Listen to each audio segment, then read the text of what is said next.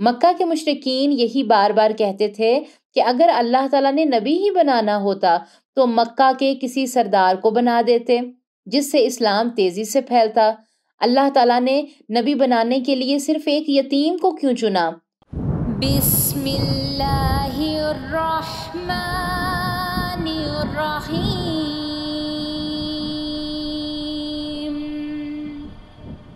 الحمد للہ رب العالمین والصلاة والسلام علی اشرف الانبیاء والمرسلین، اما بعد، السلام علیکم ورحمۃ اللہ وبرکاتہ۔ آج کا سچا واقعہ سورۃ الانعام آیت نمبر 124 سے۔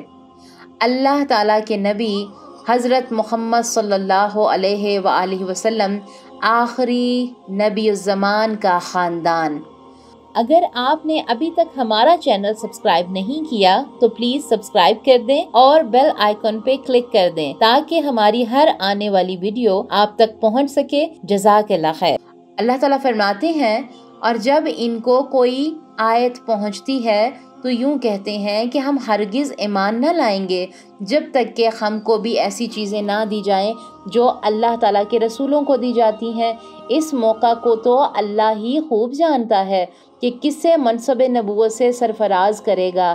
عن قریب ان لوگوں کو جنہوں نے جرم کیا ہے اللہ تعالیٰ کے پاس پہنچ کر ذلت پہنچے گی اور سخت سزا بھی۔ جب کفار نے رسول اللہ صلی اللہ علیہ وآلہ وسلم سے یہ تقاضا کیا کہ ہمیں وہی نشانیاں دکھائی جائیں جو آپ دیکھتے ہیں، تو اللہ تعالیٰ نے فرمایا کہ میں بہتر جانتا ہوں کہ میں نے کس کو تخت نبوت عطا کرنا ہے اور کس سے رسالت کا کام لینا ہے۔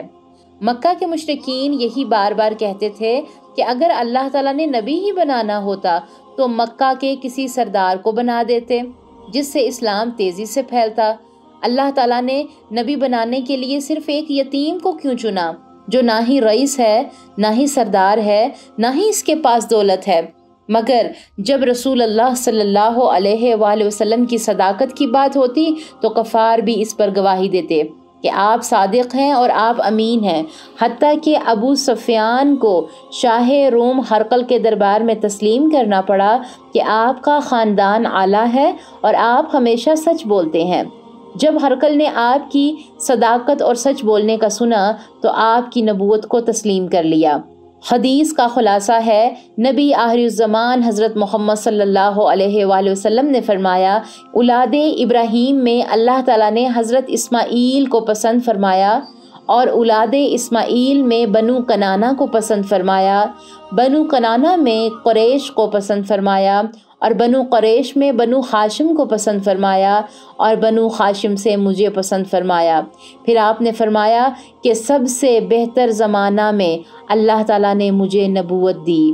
ایک دفعہ لوگوں کی باتیں آپ تک پہنچیں تو آپ منبر پر تشریف لائے اور فرمایا کہ میں کون ہوں؟ تو لوگوں نے کہا کہ آپ اللہ کے رسول ہیں۔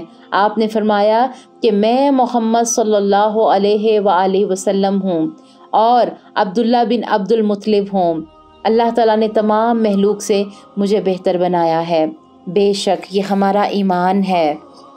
اس واقعہ میں ہمارے لیے عمل کی بات کون سی ہے، غور و فکر کی بات کون سی ہے؟